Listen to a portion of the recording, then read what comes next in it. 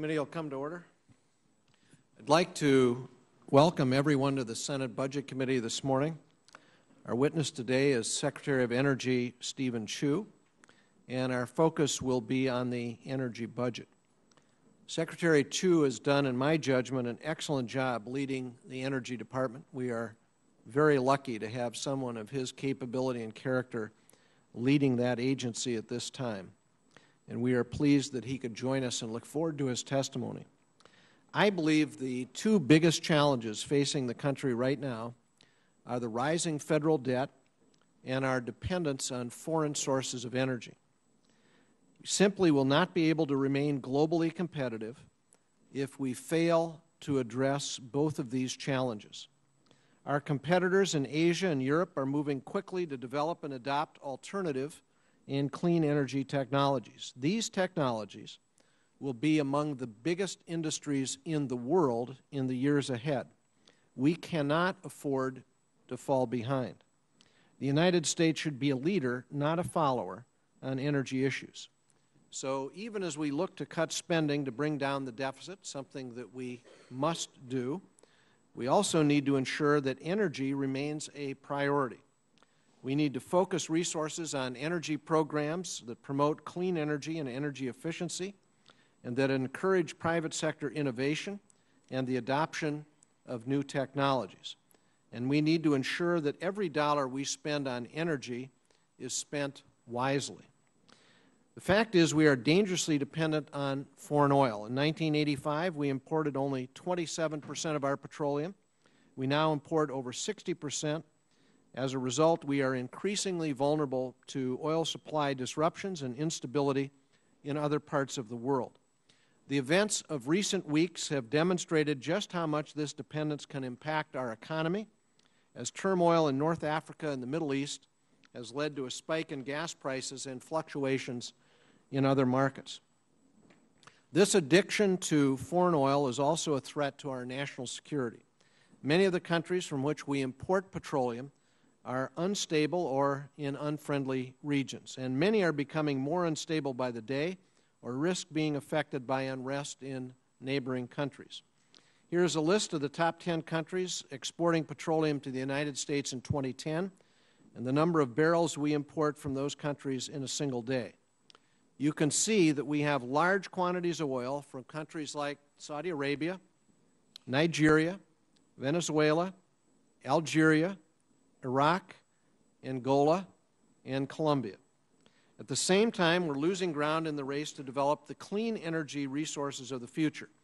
We are being left behind by countries like China and India.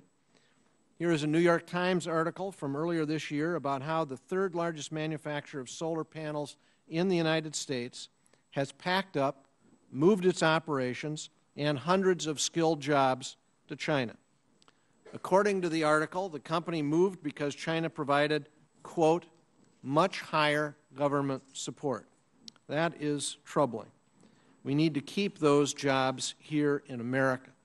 This next chart helps put our energy funding in some perspective. It shows that funding for the Department of Energy represents a small fraction of federal spending, only 2.4% of the discretionary budget. Let me repeat that, 2.4%. And roughly two-thirds of that's dedicated to nuclear weapons-related activities. So funding to promote and support new energy technologies represents a tiny fraction of the federal budget.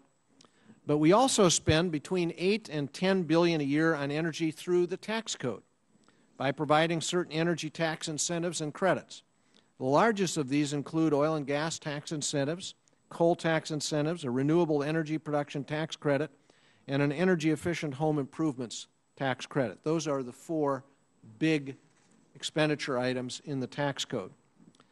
This is what the Obama administration has proposed in its budget for energy. Overall, the budget requests $29.5 billion in discretionary funding for the Department of Energy for 2012. This represents a $2.5 billion increase over the 2011 continuing resolution level.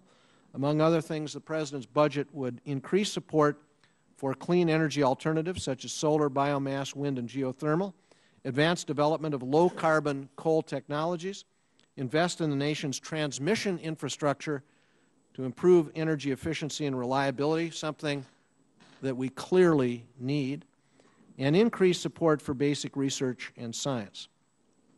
The President's budget supports many of the same initiatives that I would like to see in the next energy bill.